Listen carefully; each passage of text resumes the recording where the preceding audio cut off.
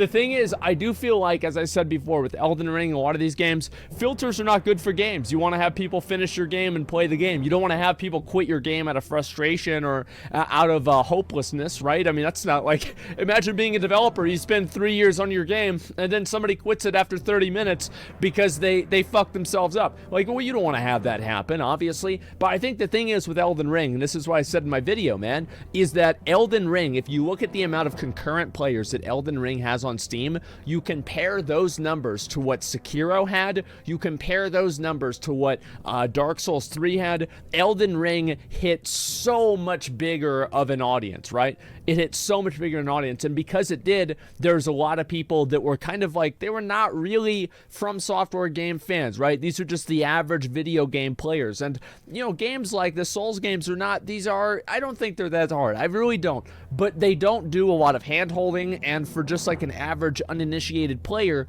it would be very easy for that person to lead themselves off into the path of destruction. It would be easy for that person to go around and fuck themselves up in many ways. So I think that what happened with Elden Ring is the fact that it hit a larger audience than what it was intended for.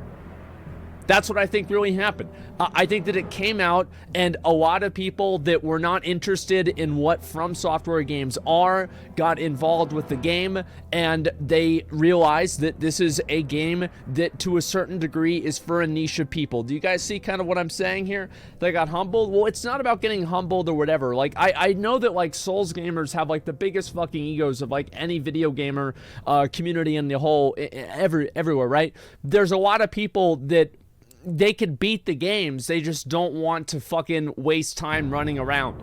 Like, it's just that this is not a fun thing for them. This is not what they enjoy.